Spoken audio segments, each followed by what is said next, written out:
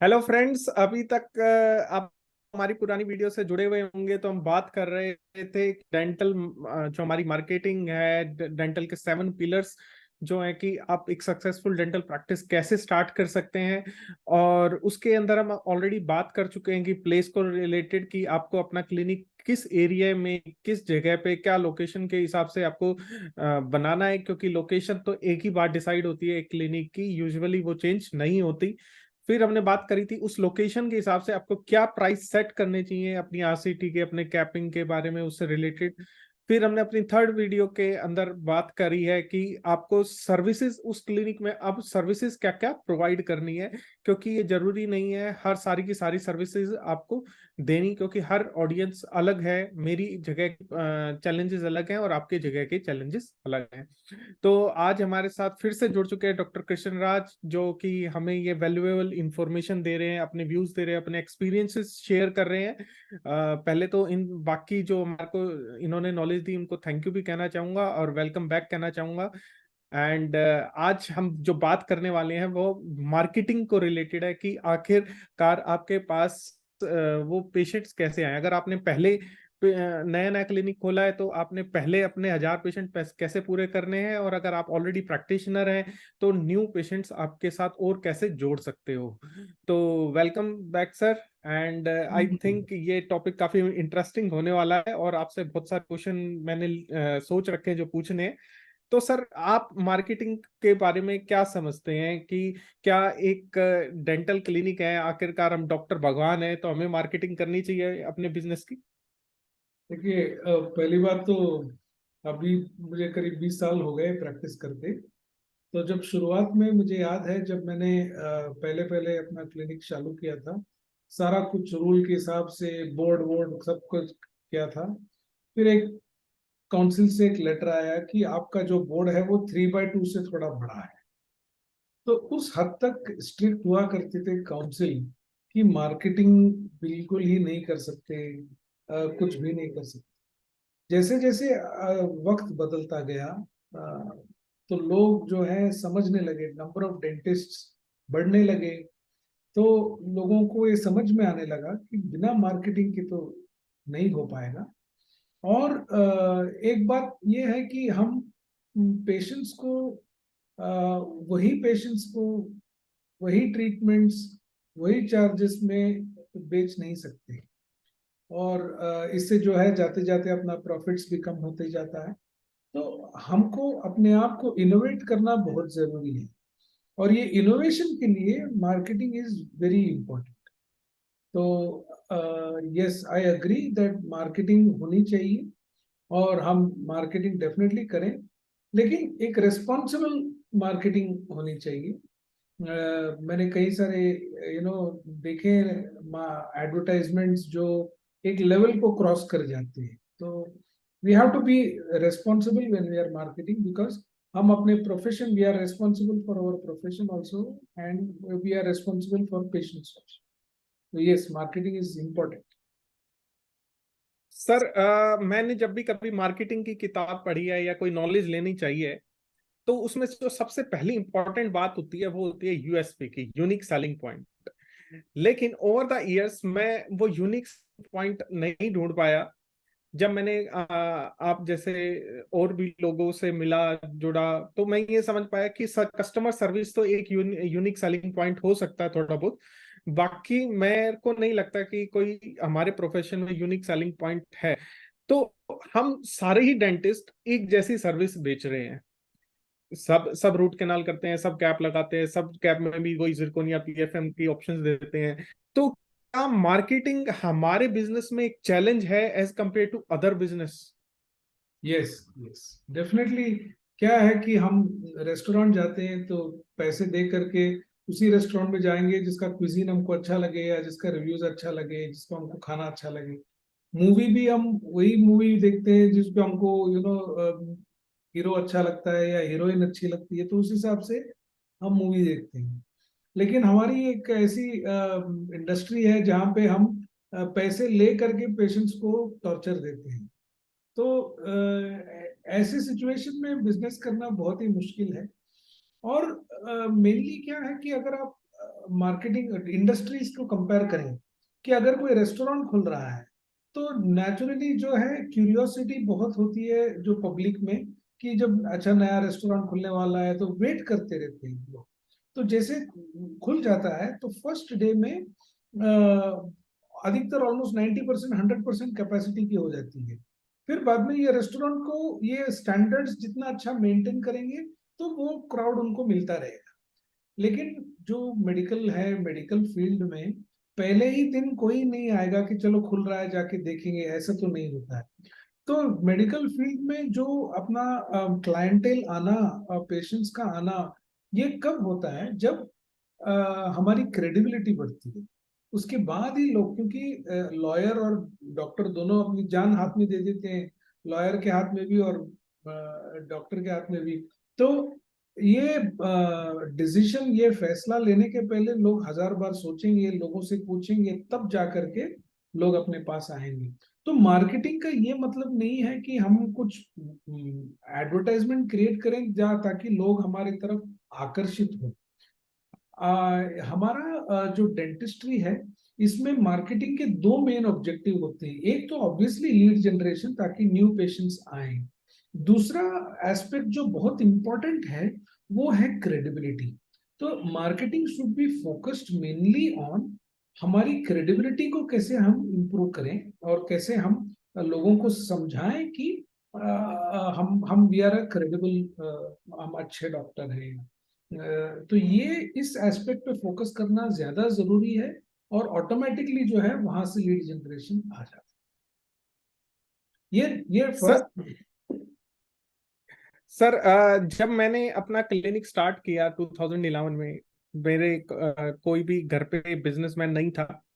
तो जितना भी मैंने पैसा लगाया वो सारा का सारा अपना क्लिनिक को एस्टेब्लिश करने में लगा दे, जितना भी था। आई थिंक 5 लाख रुपीज मैंने अपार्ट फ्रॉम प्रॉपर्टी निकाल रखा था उस वक्त। तो जब और उस वक्त ये सोचा करता था कि डॉक्टर अच्छा होगा जंगल में भी पेशेंट आएगा। हम्म। लेकिन आज के टाइम में मुझको ये लगता है जब हमारे पास एक पेशेंट या कोई भी लोग है, उसे there are lot of information, उसके पास फोन है, फेसबुक है, गूगल है। तो हो सकता है आज से 20 साल 30 साल पहले जब लोगों के पास इतना इंफॉर्मेशन नहीं थे या डेंटिस्ट भी कम, तो दूर दूर से भी आ जाते होंगे पेशेंट। लेकिन आज के टाइम में मुझको लगता है कि marketing should be done from first day only. Hmm. तो आप आपने भी क्या कभी ऐसा महसूस, आपने भी दो दो तीन क्लिनिक बनाए कि भाई बजट सारा का सारा आपने क्लिनिक बनाने में लगा दिया और मार्केटिंग के लिए कोई बजट नहीं छोड़ा? नहीं नहीं नहीं, देखिए ये जैसे मैंने कहा कि लास्ट टाइम लास्ट वीडियो में हम जब बात कर रहे थे, हम बात ये कर रहे थे कि जब क्लिनिक खोलते हैं उसमें दो तरह के एक्सपेंस होते हैं। एक होता है कैपिटल एक्सपेंस और एक होता है ऑपरेशनल एक्सपेंस। तो जो मार्केटिंग का कॉस्ट होता है वो इनिशियल कैपिटल एक्सपेंस में, जैसे हमारा साइनेज बोर्ड हो गया, पैम्फलेट प्रिंट आउट्स हो गए, वेबसाइट डिजाइन हो गया, ये सब तो कैपिटल एक्सपेंस में डेफिनेटली जाता ही है। लेकिन जो ऑपरेशनल एक्सपेंस में एक बजट क्रिएट करना बहुत जरूरी है मार्केटिंग का। ये जनरली मैंने देखा है लोगों में कि अक्सर डेंटिस्ट जो मार्केटिंग करते हैं वो शायद फेसबुक में करते हैं, सोशल मीडिया में करते हैं, या फिर पैम्फलेट्स प्रिंट करते हैं या कैंप करते हैं। ये कब करते हैं? आज चलो बहुत सारे पेशेंट्स हैं अपने क्लिनिक में, तो अभी तो पेशेंट्स हैं तो क्यों करना है, अभी तो आए रहे ना पेशेंट्स, तो चलो मार्केटिंग को रहने दो, इस महीना थोड़ा पैसे बचा लेंगे। फिर क्या हो जाता है कि 2 महीने के बाद पेशेंट्स कम हो जाते हैं। फिर आप अपने सबको फोन करें, अरे क्या हो रहा है, पेशेंट क्यों नहीं है, इसको फॉलोअप नहीं किया, उसका फॉलोअप नहीं किया, यार मार्केटिंग करना पड़ेगा, चलो पैम्फलेट डालो, चलो सोशल मीडिया में डालो। ये कोई मैजिक बटन तो है नहीं कि आपने आज मार्केटिंग का बटन प्रेस कर दिया कि कल को पेशेंट्स अंदर आ गए। तो ये डिसिप्लिन होना बहुत जरूरी है कि जब हमने फैसला कर लिया है कि हमको मार्केटिंग करना है तो एनुअल बजट निकालो, मंथली बजट निकालो। उस हिसाब से चाहे आज पेशेंट्स आए या ना आए, वो कंटिन्यू मार्केटिंग एक्टिविटी तो कंटिन्यूअस 24/7 इंटू 365 तो चलता ही रहना चाहिए। तो कौन से टाइप की मार्केटिंग करें, कैसे करें, कब डिलीवर करें, क्या स्ट्रैटेजी क्या होगी, ये सब तो डिस्कस कर ही सकते हैं आगे। पर ये बात जरूरी है समझना कि ये मार्केटिंग जो है वो दो टाइप की होती है। एक जो बोलता हूं मैं रिएक्टिव मार्केटिंग, ये रिएक्टिव मतलब क्या है कि आज के बिजनेस के ऊपर हम रिएक्ट करते हैं कि हाँ चलो आज बिजनेस आ गया तो मार्केटिंग नहीं करेंगे, आज पेशेंट्स नहीं आया तो चलो मार्केटिंग करेंगे। तो ये रिएक्टिव मार्केटिंग। दूसरा टाइप जो होता है उसको बोलते हैं proactive. So we have to be proactive, चाहे आज बिजनेस हो ना हो, पेशेंट्स आए ना आए। एक हमने एक डिसिप्लिन क्रिएट किया है, एक मार्केटिंग का बजट क्रिएट किया है, उस हिसाब से कंटेंट उसका बनते रहना चाहिए और उस हिसाब से उसका मार्केटिंग एक्टिविटी चलते रहना चाहिए। तो जो जो जो क्लिनिक ये सिस्टम फॉलो करता है वो क्लिनिक हमेशा सक्सेसफुल है। तो don't depend on person, depend on system. तो आप एक ऐसा एक मार्केटिंग का एक सिस्टम क्रिएट कीजिए जो कंटिन्यूस 365 डेज चलता रहेगा। तो दिस इज तो समथिंग। सर समझ गए सर, आपने अब आप हमें ये बताना चाह रहे हैं कि भाई मार्केटिंग कंटिन्यूअस प्रोसेस है, ये स्टॉप नहीं होना चाहिए कि आज पेशेंट आ गए तो आज हमने मार्केटिंग स्टॉप कर देते हैं, ऐसा नहीं होना चाहिए। बहुत सही बात बताई सर ने। सर अगर जैसे मैंने हर फेज देखा है अभी तक बहुत सारे तरीके से, मैं आपसे अगर शॉर्ट में पूछूं कि मार्केटिंग परसेंटेज वाइज कितना परसेंटेज होना चाहिए बजट का मार्केटिंग के लिए, प्रॉफिट का। दूसरा क्वेश्चन मेरा यह है कि अगर हम इसको और कैटेगराइज कर दे कि सपोज एक क्लिनिक है, वो अपने सारे खर्चे काट के अप टू 1 लाख रुपीज बचाता है। दूसरा क्लिनिक है वो अप टू 4-5 लाख रुपीज बचाता है अपने सर से सारे खर्चे काट के, and one clinic is more than 10 lakh rupees बचाता है अपने सारे एक्सपेंस कट करके। तो इन तीनों कैटेगरी के अंदर आपके हिसाब से कितने परसेंट प्रॉफिट का एक मार्केटिंग शेयर होना चाहिए? ये ये बताना बहुत मुश्किल है, क्योंकि आपने जो कहा वो एकदम बिल्कुल सही है। अगर हम एक परसेंटेज चूज करते हैं कि चलो 5% ऑफ प्रॉफिट या 10% ऑफ प्रॉफिट को हम मार्केटिंग में लगाते, तो वो 1 लाख वाला क्लिनिक तो 10,000 खर्चा करना पड़ेगा, जो 5 लाख वाला क्लिनिक है उसको 50,000 खर्चा करना। तो दोनों भी बहुत अलग ये है। आप ये डिसाइड करो कि आपके मार्केटिंग के गोल्स क्या है। आप पहले तो अपना मार्केटिंग का गोल सेट कीजिए। मार्केटिंग का गोल सेट करने के लिए आपको अपने बिजनेस की अवेयरनेस होनी बहुत जरूरी है कि आपको किस चीज की मार्केटिंग चाहिए। समझिए कि आपको जैसे मैं यूजुअली बताता हूं कि हमारे अगर 100 रुपए बिजनेस हुआ तो उसमें प्रोस्टो एंडो और ऑर्थो मिला के 60 रुपए आने चाहिए। एक ओरल सर्जरी का 10 रुपए आना चाहिए, पेरियोडोंटिक्स का 10 रुपए आना चाहिए, पीडो का एक 5 रुपए आना चाहिए, 10-15 रुपए जनरल डेंटिस्ट्री से आना चाहिए, और इम्प्लांट का एक्स्ट्रा पकड़िए। तो अगर हम इस हिसाब से पकड़ के चलें तो आप अपना बिजनेस का जब एनालिसिस करेंगे तो अगर आपको समझ में आ रहा है कि हम हमारा जो क्लिनिक का रेवेन्यू कहाँ से मेनली आ रहा है और कहाँ कम पड़ रहा है, तो अगले पिछले 6 महीने का अगर आप चार्ट देखें और आप कहें कि ऑर्थो का बिजनेस थोड़ा डिप हो रहा है या प्रोस्थो का बिजनेस डिप हो रहा है, तो आप वहां पे फोकस करें। ये हो गया बिजनेस वाइज फोकस। फिर आप दूसरा डिसाइड करें एरिया वाइज फोकस, कि आप अपने डेमोग्राफिक्स को स्टडी करें कि कौन से एरिया, आपके जो क्लिनिक की एरिया है उसके छोटे छोटे पॉकेट्स होते हैं। तो जब आप डेटा कलेक्ट करते हैं तो उसका एक्सेल शीट में एक चार्ट बनाए तो आपकी समझ में आया कि आपके क्लिनिक के आजू बाजू में एक 10 छोटे छोटे एरिया हैं। इसमें से एरिया 1 से हमको 20% के पेशेंट्स आते हैं, एरिया 2 में से 10%। तो जहां पे आपके पेशेंट्स कम आ रहे हैं तो वहां पे आप थोड़ा अपना क्लिनिक को उस एरिया में प्रमोट कर सकते हैं। तो ये हो गया एरिया एरिया वाइज क्या बोलते हैं मार्केटिंग। तो ऐसे फिर थर्ड एक और हो सकता है कि जेंडर बेस्ड मार्केटिंग। तो आप समझे कि आपका पेशेंट्स जो है मेनली मेल्स आ रहे हैं या फीमेल्स आ रहे हैं। तो अगर मेल्स ज्यादा आ रहे हैं या फीमेल्स ज्यादा, बहुत मतलब परसेंटेज का स्क्यू है, काफी 20-30% का फर्क है, तो आप अपना जो मार्केटिंग स्ट्रेटेजी है वो एक जेंडर बेस्ड इसमें भी आप उसको फोकस कर सकते हैं कि ताकि आपको वो इक्वल मिल जाए। तो आपको समझ में आ जाएगा कि आपका मार्केटिंग का गोल क्या है। रैंडमली कोई सोशल मीडिया में पोस्ट करना, अपने प्री ऑफ पोस्ट ऑफ के फोटोज डालना, इस सब से कोई फायदा नहीं है। आप सिर्फ अपने बाजू वाले डेंटिस्ट को जला रहे हो कि हम देखो मैंने इतना किया उतना किया।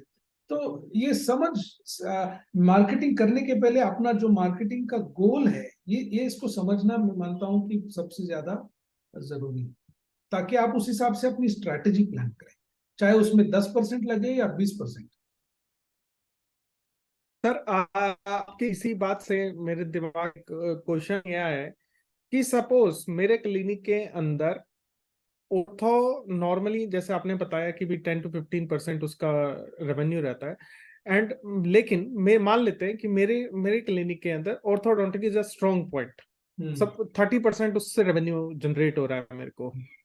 तो मुझको मेरा जो मार्केटिंग का जो मैक्सिमम शेयर है वो ऑर्थोडोंटिक्स के ऊपर लगाना चाहिए या जो डेफिशिएंट एरिया है उस पे लगाना चाहिए? ये बहुत ही अच्छा पॉइंट बताया आपने कि एक एरिया अच्छा चल रहा है तो क्या उस एरिया पे ज्यादा फोकस करें मार्केटिंग, क्या जो एरिया अच्छा नहीं चल रहा उसके ऊपर फोकस करें मार्केटिंग। देखिए, इसका आपका बिजनेस जो है below normal, normal, above normal में क्लासिफाई करें। अगर आपका बिजनेस बिलो नॉर्मल है तो डेफिनेटली आपको तो उसमें फोकस करना ही करना है। अगर आपका अबव नॉर्मल है तो आप करें या ना करें, आपका बिजनेस वैसे भी चलता है, क्योंकि इतने दिन तो आपने मार्केटिंग नहीं किया फिर भी कर रहे हैं। इसमें आप जो है वर्ड ऑफ माउथ पे या इंटरनल मार्केटिंग जिसको बोलते हैं, इंटरनल मार्केटिंग पे आप ज्यादा फोकस करें। जो आपका बिजनेस, जहां से आपका बिजनेस अच्छा आ रहा है वहां के आपको एग्जिस्टिंग जो पेशेंट्स हैं उनको आप पैम्पर करें, ताकि उनसे आपको काफी अच्छा रेफरल मिले। तो वहां पे आपको इंटरनल मार्केटिंग पे फोकस करना चाहिए, और जहां के बिजनेस कम है वहां पे आपको एक्सटर्नल मार्केटिंग पे ज्यादा फोकस करना चाहिए। सर ये मेरा क्वेश्चन अब है ना यंग फ्रेशर डेंटिस्ट के लिए के रिगार्ड। मैंने भी ये एक ऐसे दिन देखे थे कि जब मेरे पास बहुत छोटा सा रेवेन्यू ही प्रॉफिट आता था, 10 से 1 हजार रुपये। आई स्टिल रिमेम्बर कि 10 हजार रुपये 50 आता था। अब उस 10 हजार में से मेरे ही कितना खर्चा हो जाता था, आना जाना पेट्रोल वगैरह, कि उसके लिए बजट नहीं बचता था मेरे पास मार्केटिंग के लिए। क्या कुछ ऐसी चीजें हैं मार्केट के अंदर आज के टाइम के अंदर जो जिसके पास बजट नहीं है वो स्टार्ट कर सके? कि जैसे क्या उसको मैं तो अगर कोई सोशल ग्रुप में जा रहा है, मंदिर में जा रहा है, उसको भी यूटिलाइज कर रहा है, तो that's is also a form of a marketing. तो क्या ऐसी कोई चीजें हैं जो जब बजट ना हो तब कोई बंदा स्टार्ट कर सके अपनी मार्केटिंग को? देखिए, आजकल तो मार्केटिंग करने की, देखिए, ये लोग हमेशा सोचते हैं marketing is not expensive, advertising is expensive. आपको एडवर्टाइजिंग करनी है तो वो महंगा है, अपने आप को मार्केट करना है तो कोई कोई it's not at all expensive. जैसे आप एक वीडियो बनाना चाहते हो कि आपके यहाँ पेशेंट्स नहीं है, तो आप एक अपना एक फेसबुक का पेज क्रिएट करें या इंस्टाग्राम की पेज क्रिएट करें, जो आपके लोकल एरिया में आप उसको प्रमोट करें, ताकि और ज्यादा पेशेंट्स या लोग आपके चैनल को या आपके पेज को सब्सक्राइब करें। फिर दूसरा बात ये है, इसमें ज्यादा पैसे लगता नहीं है, 1,000, 2,000, 3,000 रुपए, इट्स नॉट वेरी एक्सपेंसिव। इसके बाद जो है आपको पोस्ट ऐसे क्रिएट करने हैं ताकि आपके ऑडियंस के साथ आपको एंगेजमेंट मिले। तो इसमें भी कोई खर्चा नहीं है। तो आप ऐसे कंटेंट क्रिएट करें जो आपके आपके जो व्यूअर्स हैं उनको, जैसे आप अभी वीडियो बना रहे हो मेरी, ये किसके लिए बना रहे हो, ये डेंटिस्ट के लिए बना रहे हो जो देख सके, ताकि और लोग समझ सकें कि डॉक्टर रोहित की चैनल देखने से हमको कुछ फायदा हुआ। यही आप पेशेंट के बारे में भी सोचें कि पेशेंट को हमारी ये वीडियो देख करके क्या फायदा, उसे आप 2-3 पॉइंट्स बनाएं, छोटा सा ब्रशिंग का वीडियो बनाएं, फ्लॉसिंग का वीडियो बनाएं, रूट कैनाल के एडवांटेजेस और डिसएडवांटेजेस को, टिप एंड ट्रिक्स हो, कोई टिप्स एंड ट्रिक्स हो, कोई फ्रीक्वेंटली आस्क्ड क्वेश्चंस हो, आस्क योर डेंटिस्ट ये हो, स्टेरिलाइजेशन के बारे में हो, ये सब जो चीजों, कोविड के बारे में जो भी लेटेस्ट जो टॉपिक है, उस हिसाब से आप छोटा मोटा सा 30 सेकंड से 1 मिनट का वीडियो तक बना करके उसको पोस्ट करते रहे, ताकि ऑडियंस का एंगेजमेंट मिलता रहे। तो सोशल मीडिया कनेक्ट जो है वो बहुत इंपॉर्टेंट है, और second, it is not at all expensive. इसके अलावा ऑफलाइन एक्टिविटीज अगर करनी चाहें आप, तो अगर आपको कोई टाइप्स करनी है तो लोकल स्कूल्स में जाएं या फिर लोकल जो कॉर्पोरेट्स में जाएं, उनके साथ एक छोटा सा एक एमओयू टाइप करा लें, तो वहां पे एक छोटा सा कैंप कंडक्ट करें, एक हेल्थ टॉक दें। तो ये सब तो बिल्कुल इसमें पैसे नहीं लगते। So these are areas, ways in which you can do ethical marketing, where you can say that we have this service, but I'm also providing you some health education, I am also providing you on how you can. तो इससे क्या हो जाता है, और आप अपने जो एग्जिस्टिंग पेशेंट्स हैं, जो नए भी पेशेंट्स हो, नए भी क्लिनिक हो, आपने अगर भले 10 पेशेंट ट्रीट किए हो अब तक, उन 10 में से अगर 5 लोगों की आप टेस्टिमोनियल ले सको, रिटर्न में हो या गूगल में हो, या वीडियो टेस्टिमोनियल्स ले सको, तो हमेशा क्या है, लोगों को दूसरे पेशेंट्स की बात में ज्यादा भरोसा होता है। अगर मैं खुद जाके बोलूं कि मैं बहुत अच्छा डेंटिस्ट हूं, मेरे पास आओ, तो कोई यकीन नहीं करे। अगर मेरे पेशेंट्स बोलते हैं तो शायद वो थोड़ा, तो वो आपके बारे में जो अच्छी बातें हैं, वो किसके मुंह से वो सुनना चाहेंगे, आपके जो पेशेंट। तो उस हिसाब से अगर आप टेस्टिमोनियल्स कलेक्ट करें, रेलेवेंट वीडियोस कनेक्ट करें, सोशल मीडिया पे करें। मैं ये नहीं कह रहा हूँ को तुरंत आपको गूगल एड्स पे 1 लाख रुपया खर्चा करना चाहिए, या एयरपोर्ट के बाहर होर्डिंग में 10 लाख 15 लाख की होर्डिंग डालनी चाहिए। ये सब तो बेकार की बात है। पर छोटे मोटे जो मार्केटिंग थिंग्स हैं, इसमें ज्यादा खर्चा नहीं लगता। सर जैसे, सॉरी सर, मेरे दिमाग से क्वेश्चन अभी आया था, स्किप हो गया सर, तो मैं उसको हाँ आगे, सॉरी सर। मान लेते हैं मेरे पास 1 लाख रुपए हैं and I want to spend for my marketing और एडवर्टाइजिंग, तो मुझे वो 1 लाख रुपए के एक ही साथ स्पेंड कर देने चाहिए, और यू वुड एडवाइस की divide it into 10,000 and do 10,000 marketing each month, आपको which will be better sir? आप एक बजट फिक्स करें। मेरे हिसाब से स्टार्ट विद स्मॉल अमाउंट, ठीक है, 5,000 रुपए की आप कर लीजिए, 5,000 रुपीज। इसमें आपका क्या हो जाएगा, फेसबुक वगैरह करने में तो फ्री है।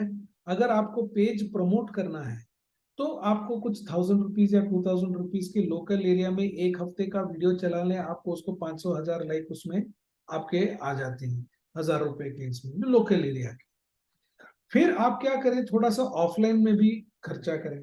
यू डू पेपर इंसर्शन के जो पैम्फलेट्स हो गए, ये डोर टू डोर एक्टिविटीज हो गई, इसमें आप 1,000 2,000 रुपए खर्चा, 1,000 2,000 रुपए का मतलब ये नहीं है कि आप एक साथ 2,000 खर्चा, आपको तो पहले ही एक 10,000 पैम्फलेट्स प्रिंट करेंगे तो थोड़ा सस्ता पड़ता है।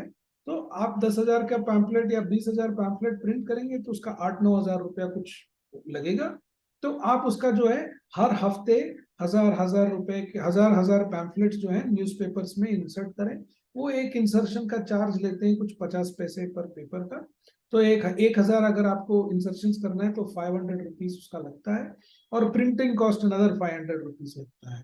तो एक हफ्ते में अगर, या हफ्ते में एक बार कराएं, जो सैटरडे या संडे, जो लोग घर पे होते हैं, जब अपना न्यूज़पेपर खोलते हैं तो वो आपका शायद पैम्फलेट देखें। तो ये एक एक्टिविटी हो गया। दूसरा जो है, अपने आसपास के जो स्कूल्स हैं, जो प्री स्कूल्स हैं या स्कूल्स हैं, इनमें छोटे से जाके एक इंटरेक्शन करें, कैंप्स वगैरह कंडक्ट करें। तो इसमें भी ज्यादा खर्चा तो होता नहीं। तो छोटे बजट में 4-5 हजार रुपए पर महीने के हिसाब से आप काफी कुछ कर सकते हो। इससे अगर वो काम नहीं भी किया, नहीं किया मतलब आप ये नहीं कि आप इस महीने किए और अगले महीने बंद कर दिए, आप एटलीस्ट 3-4 महीने तक उसको कंटिन्यू, क्योंकि आज का जो आपका एफर्ट्स है उसका जो रिजल्ट है लगभग 3 महीने के बाद आपको मिले। तो कंटिन्यूसली 3 मंथ्स 4 मंथ्स आप सेम एफर्ट को सस्टेन रखिए। फिर जो चेंजेस करने हैं आपको नेक्स्ट क्वार्टर में कीजिए। तो क्वार्टर टू क्वार्टर आपका मार्केटिंग स्ट्रेटेजी, मार्केटिंग बजट को रिव्यू करके उस हिसाब से चेंज करें। जहां पे ऐड करना हो, जहां पे कम करना हो, ये आप 3 मंथ्स के बाद चेंज कर सकते तो हमें अपने बजट को डिवाइड करना चाहिए इक्वली हैं। यस, मंथ्स यस, के अंदर, then we have yes, to plan our marketing. Yes. Okay sir, जैसे मेरे 2 क्लिनिक्स हैं, दो both are different at different location, different, Delhi में ही है दोनों, 10 किलोमीटर का फासला है। तो सर कई बार ऐसा होता है कि a marketing done for one clinic, उसका एक पर्टिकुलर रिजल्ट आया, बहुत अच्छा हुआ है, तो अब मैं क्या सोचूंगा कि same thing I will do for my other clinic, लेकिन उसका रिजल्ट बिल्कुल ही विपरीत, बिल्कुल ठंडा। तो क्या आपने भी इतने सारे क्लिनिक्स को कंसल्ट करते हो, तो क्या सबके लिए मार्केटिंग का result same same marketing different results लाती है, या मेरे बिल्कुल लिए भी कुछ नहीं, अलग था? बिल्कुल भी नहीं, आपने आपने एकदम सही बात कही। मार्केट्स कभी भी सेम नहीं होती। मार्केट टू मार्केट, गली टू गली डिफरेंट होता है। और और एक बात बताऊं, आपके ही क्लिनिक में, आपके ही एरिया में आज जो मार्केटिंग की स्ट्रेटजी चली, शायद अगले साल ना चले। तो मार्केट्स चेंज होती हैं, मार्केट्स इवॉल्व होते हैं। आप फेसबुक में देखिए, एक जमाना था जब फेसबुक में लोग स्टेटस अपडेट करते थे, तो लोग सिर्फ पढ़ते थे कि लोगों का स्टेटस क्या है। फिर फोटोज का जमाना आया, फिर वीडियोस का जमाना आया। जैसे जैसे 1G से 2G से 3G से 4G होने लगा, तो डेटा कंजम्पशन ज्यादा होने लगा, तो लोगों का जो है वीडियो पर ध्यान ज्यादा है। तो आप ही का मार्केट जो आज वर्क कर रहा है, शायद अगले साल वर्क ना करे। तो you have to constantly evaluate your current strategy, और उस स्ट्रैटेजी को आप एनालाइज करके उस हिसाब से चेंजेस करते रहें, आपके डेमोग्राफिक को समझे। अब जैसे मैं एक सिंपल सी बात, मैंने आजकल के लोगों में कई देखा है कि कई सारे लोग इंस्टाग्राम पे शिफ्ट हो गए। फेसबुक में तो बहुत, मतलब फेसबुक में जो रहते हैं, लेकिन मेजोरिटी इंस्टाग्राम में नहीं। तो मैंने कई ओल्ड सारे, ग्रुप्स रह गया है। हाँ हाँ, तो कई सारे डेंटिस्ट को देखा है कि इंस्टाग्राम में शिफ्ट हो गए, वो अपने सारे एड्स डाले। लेकिन मैंने अपना फेसबुक का स्ट्रेटजी और ज्यादा बढ़ा दिया, उसका बजट और ज्यादा बढ़ा दिया, क्योंकि मेरा target audience is geriatric population, and geriatric population are still today not using Instagram, they are using Facebook.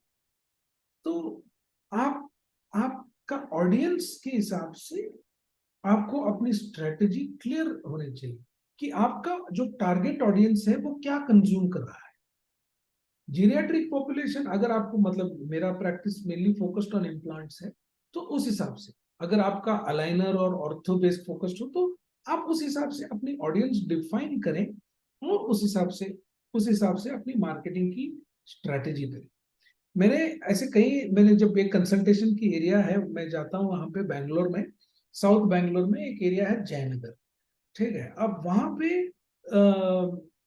जो है काफी सारे जीरियाट्रिक, जो सीनियर सिटीजन्स काफी रहते हैं वहां पे। तो मेरे जहाँ पे मैं कंसल्ट करता हूँ, वहां पे उनके क्लिनिक पे they were you not able to attract. तो वो कह रहा था कि यार मैं फेसबुक कर रहा हूँ, इंस्टाग्राम कर रहा हूँ, मार्केटिंग कर रहा हूँ, नहीं हो रहा। अब वो जयनगर की मार्केट की जो डेमोग्राफी है, वो मेनली सीनियर सिटीजन्स है, वो मेनली वेरी कंजर्वेटिव लोग हैं, और predominantly Hindi Hindu dominated staunch वो मार्केट है। तो अब मैंने उनको कहा क्या आपने पेपर इंसर्शन किया? बोला किया। मैं बोला कौन से पेपर में किया? तो कुछ तो टाइम्स ऑफ इंडिया, कुछ वो पता नहीं क्या क्या ABC बता। तो मैंने उनको एक दो मॉडिफिकेशंस बताई कि यहाँ के लोग हिंदू ज्यादा पढ़ते हैं, यहाँ के लोग कन्नड़ कन्नड़ के लोकल लोकल कन्नड़ा के पेपर्स पढ़ते हैं। तो आप वहां पे एक कीजिए। यहाँ सीनियर सिटीजन्स की क्लब है, वो सीनियर सिटीजन्स की क्लब में आप एक टॉक करें। आप अकेले नहीं, आप एक डायबिटोलॉजिस्ट को भी लें, एक ऑफ्थेल्मोलॉजिस्ट को लें, एक कार्डियोलॉजिस्ट को लें, एक जॉइंट एक मेडिकल टॉक करें, ताकि लोगों को take care of your eye in old age, take care of your teeth in old age, take care of your heart health in old age, ऐसा करके एक हाई टी के साथ एक छोटा सा मेडिकल कंपनी को लेके एक छोटा सा एक प्रोग्राम करो। तो इस हिसाब से जो आपकी टारगेट ऑडियंस है उसको समझना, और उसके साथ उसको एंगेजमेंट करना बहुत जरूरी है। आपने एकदम परफेक्टली बात कही कि कोई दो मार्केट सिमिलर नहीं होती, अपनी मार्केट को जो समझता है वो अच्छा करता है। सर, टारगेट ऑडियंस को समझने में या अपने पेशेंट्स को समझने के अंदर मैंने बहुत बड़ी मिस्टेक करी है। अपनी फर्स्ट वीडियो में शायद आपको बताया था कि मेरा एक छोटा सा गरीब एरिया के अंदर क्लिनिक था। चाहता ये था कि अमीर पेशेंट आ जाएं। मैं मार्केट अपने अमीर एरिया में करता था, वहां से कोई पेशेंट नहीं आता था, क्योंकि मैं अपने टारगेट ऑडियंस को नहीं जानता था। एक ही एरिया के अंदर अगर 10 क्लिनिक है तो 10 के 10 अलग टारगेटेड ऑडियंस है। हाँ एक ही ISBT अगर कोई बस स्टैंड पे खड़ा है, 10 क्लाइंट खड़े हैं, 10 पैसेंजर जिन्होंने जाना है, वो तो 10 अलग अलग ही बस इंतजार कर रहे हैं। कोई बिल्कुल रोडवेज कर रहा होगा, कोई वोल्वो कर रहा होगा, कोई स्लीपर क्लास ढूंढ रहा होगा। तो वो वैसे ही अपने 10 आदमी हैं किसी एरिया में, तो 10 अलग अलग क्लिनिक पे ही जाएंगे। तो सर आप जो ये टारगेटेड ऑडियंस जो वर्ड इस्तेमाल कर रहे हैं, तो एक आदमी, एक क्लिनिशियन, एक जिसको ये नॉलेज नहीं है मार्केटिंग की, तो वो अपने पेशेंट को कैसे डिफाइन कर सकता है, इसके बारे में सर थोड़ा सा नॉलेज नहीं, दीजिए कि वो आप उसको शायद अपनी मेरी, डेमो कर हम इसको कैसे समझ सकता है। या आप शायद मेरी बात को, मतलब मेरा वो मतलब नहीं था। टारगेट ऑडियंस का मतलब मेरा बेस्ड ऑन रिच या पुअर, तो वो था ही नहीं। टारगेट ऑडियंस का मतलब है कि अगर मुझे इम्प्लांट्स करने हैं, मेरा मेरा फोकस है, I want to be doing at least 5 implants per day, वैसा अगर मेरा टारगेट है, तो ऑब्वियस है कि जीरियाट्रिक लोगों में ही मैं कर सकता हूं। तो ये मेरा टारगेट ऑडियंस हो गया। अब हर एरिया में जीरियाट्रिक लोग भी रहते हैं, पीडियाट्रिक भी रहते हैं, हर एज ग्रुप के लोग रहते हैं। लेकिन अगर मुझे इम्प्लांट्स की प्रैक्टिस अपनी बढ़ानी है, तो मुझे अपना जो मार्केटिंग है वो जीरियाट्रिक लोगों में कैसे पहुंचाऊं, ये मेरा चैलेंज है। यही एरिया में अगर मुझे ऑर्थोडोंटिक्स बढ़ानी है, तो वो टीनेज ग्रुप में मैं अपनी मैसेज को कैसे पहुंचाऊं, ये मेरा टारगेट ऑडियंस है, और ये मेरा, ये इसके हिसाब से मेरा जो है स्ट्रैटेजी है। तो अपना टारगेट ऑडियंस को मैंने आज तक कभी अफोर्डेबल और नॉन अफोर्डेबल में कैटेगराइज नहीं किया। मैंने पहले करता था, और मेरा सरप्राइजिंगली ये रिजल्ट मिला कि जो लोग एक्चुअली अफोर्डेबल हैं, वो शायद अपने डेंटल हाइजीन या इसको इतना वो maybe they don't matter नहीं गिव करते। That much importance. लेकिन जो people who are not affordable also, जिनके अंदर वो भावना है कि मुझे अपना ख्याल रखना है, these people, they they may even borrow money, but they will want to get the best treatment from you. तो इसके बाद मैं समझ गया कि हम ये नहीं डिसाइड कर सकते कि कौन सी गाड़ी में कौन आ रहा है, उस हिसाब से क्या ट्रीटमेंट करें, क्योंकि दोनों मेरे हिसाब से हाँ, लेकिन अगर आप डेफिनेटली लोअर इनकम स्ट्रेटा के साथ डील करते हैं मेजरली, तो आप हाई एंड जो ट्रीटमेंट्स हैं वो शायद आप एजुकेट भी करें, लेकिन वो नहीं कर पाए।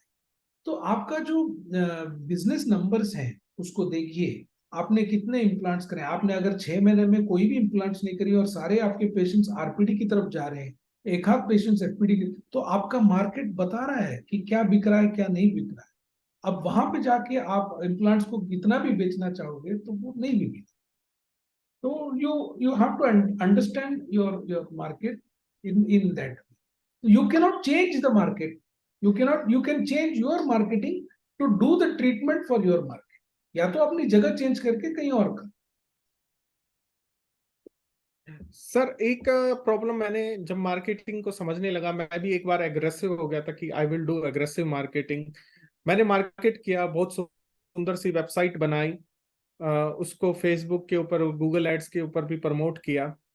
तो जब किसी पेशेंट ने उस सपोज मेरी एड देखी, वेबसाइट देखी, तो व्हाट ही थॉट कि ये बहुत बड़ा अच्छा क्लिनिक होगा, अच्छा उसका चीजें होंगी, फैसिलिटीज होंगी, लेटेस्ट टेक्नोलॉजी वर्ड मैं इस्तेमाल किया करता था। तो when he suppose he came to my clinic, बहुत बार कुछ पेशेंट ऐसे भी हुए जो मेरे दरवाजे से ही, मतलब कि मेरे उससे असिस्टेंट से बात करी, यार ये क्लिनिक छोटा है, मैं, और वो वहीं से चले गए। कुछ ये सोचा यार इतनी दूर आ ही गया हूं तो कंसल्ट कर लेता हूँ, लेकिन आई कैन फील दैट कि उसको वो मेरा क्लिनिक छोटा लग रहा है, मतलब कि उसने जब वो वेबसाइट देखी या वो कुछ देखा तो उसने और कुछ सोचा, और फिर वो यहाँ पे आया था, ठीक है, आप कंसल्टेशन करा के चला गया।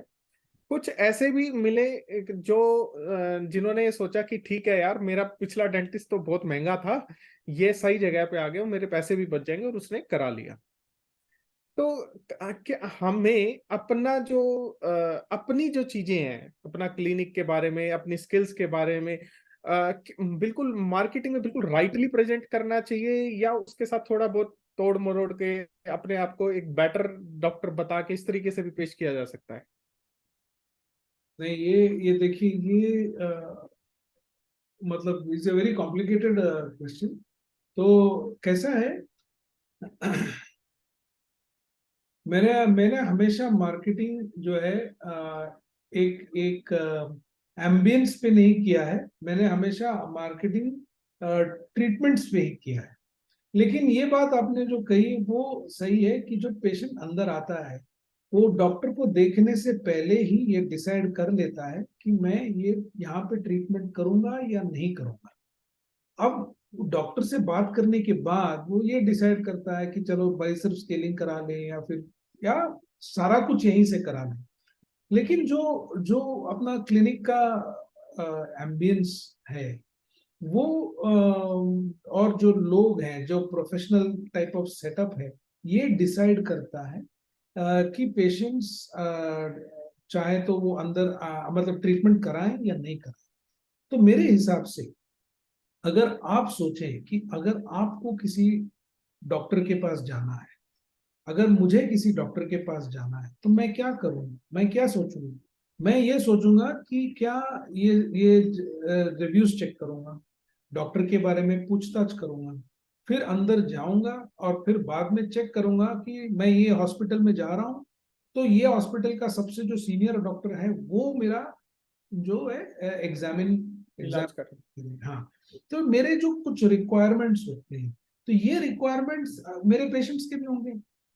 तो ये सब चीजें अगर आप पेशेंट की तरफ से सोच के करोगे तो ही वो पेशेंट्स को वो वैल्यू दिखेगी।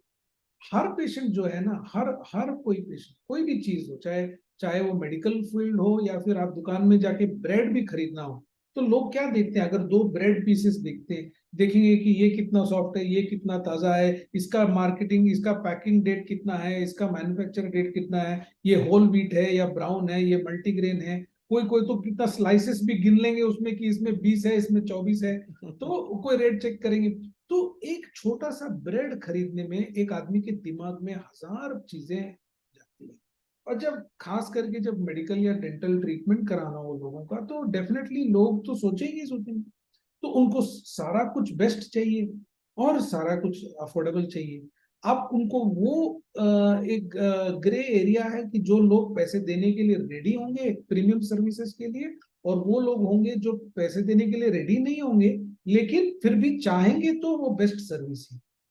तो मैंने क्या किया है, अब चाहे पेशेंट कोई भी ट्रीटमेंट नहीं कराए या फिर वो सिर्फ एक स्केलिंग कराए या फुल माउथ रिहैब का कराए, जो पेशेंट का एक्सपीरियंस है क्लिनिक के अंदर वो सबका सेम हो, सबका सेम।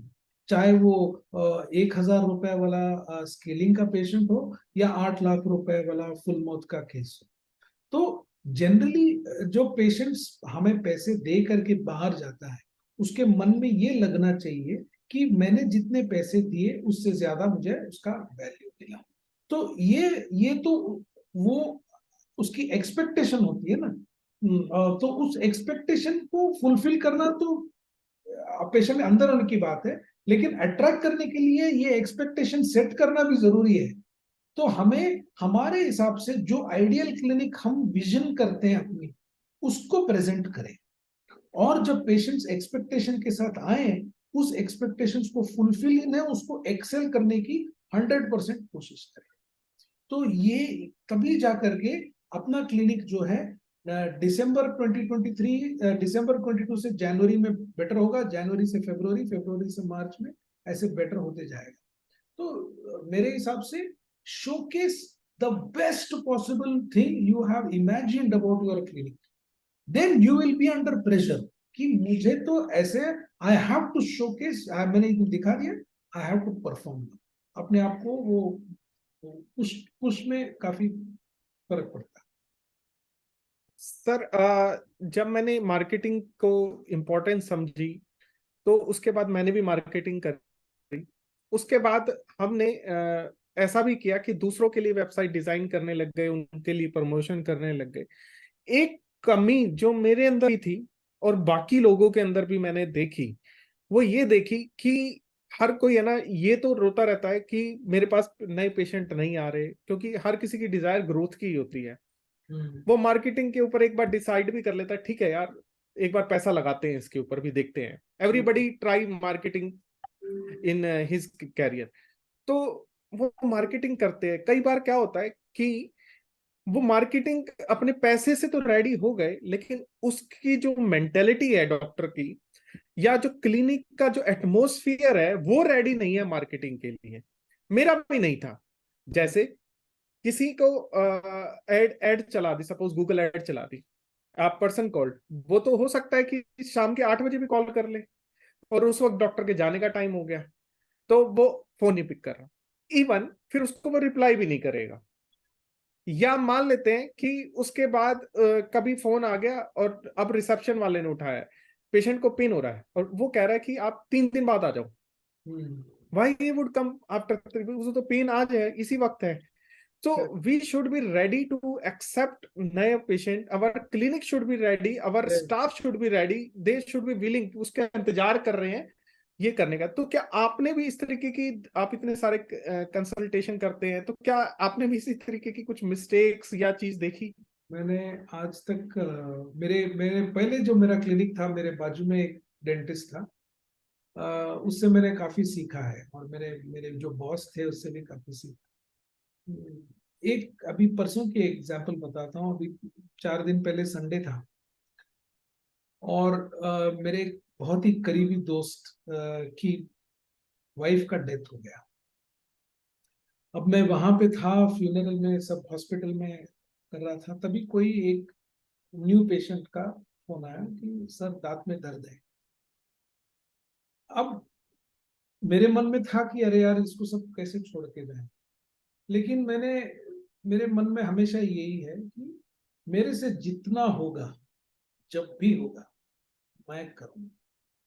तो मेरे मेरे आप किसी भी लोगों से, दोस्तों से पूछ लीजिए, किसी के बर्थडे पे नहीं गया तो ठीक है, किसी के शादी पे गया तो नहीं है, ठीक है, लेकिन कभी किसी को लाइफ में प्रॉब्लम हो तो मुझे फोन करता है, मैं हमेशा वहां पे रहता ही हूँ। तो वैसे ही मेरे पेशेंट्स का भी कोई भी छोटा सा भी प्रॉब्लम हो, चाहे वो संडे हो, रात के 11 बजे हो, रात के 1 बजे हो, सुबह के 4 बजे हो, मैं कई सारे ऐसे एग्जाम्पल बता सकता हूँ। जबकि मैं क्लिनिक को रात को 4 बजे, रात के 1:30 बजे खुल के, सिर्फ पेशेंट का एंग्जाइटी रिलीव करने के लिए, और कुछ नहीं। पेशेंट का इम्पैक्शन हो गया, उसको लगता है कि काफी सारी ब्लीडिंग हो रही है अब तक, हालांकि कुछ था नहीं, क्योंकि सलाइवा से मिक्स होने के बाद ऐसे लगता है कि बहुत ज्यादा ब्लड हो गया। फिर भी रात के 1:30 बजे को मैंने क्लिनिक ओपन करके उसको चेक करके, इरिगेट करके, और ताकि मुझे वहां से एक जो ब्रांच में खोला था वहां पे 15 किलोमीटर दूर था मेरे घर से, but I had to do that.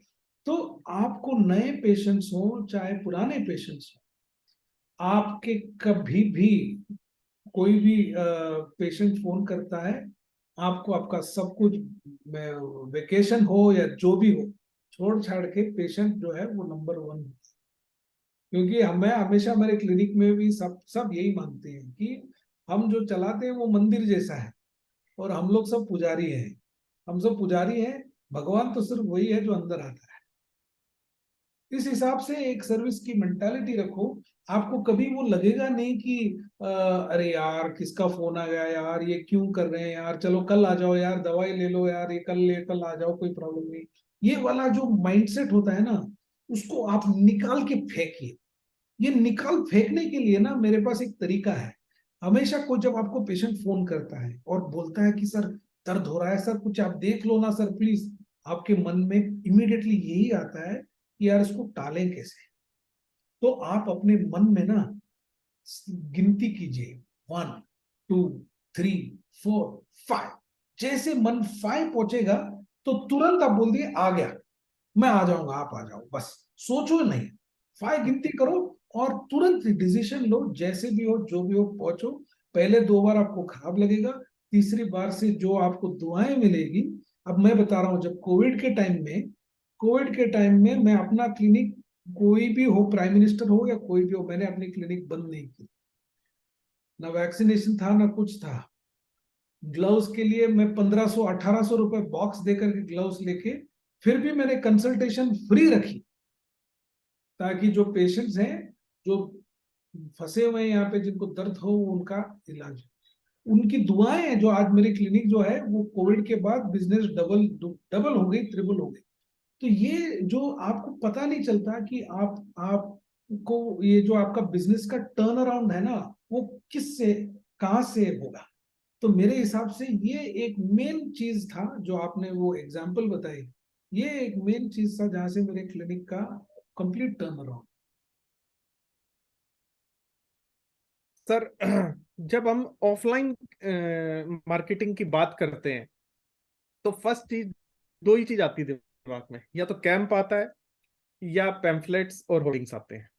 Third चीज नहीं आते। तो पहले बात करते हैं कैंप्स की। तो मैंने भी कैंप्स लगाए। मेरे ख्याल से जिन्होंने भी अपना क्लिनिक कर रखे हैं उन्होंने ड्यूरिंग में एक आध जरूर कैंप्स लगाया होगा। मेरा एक्सपीरियंस कोई खास नहीं रहा। उसके बाद दो तीन कैंप्स लगाने के बाद छोड़ दिए।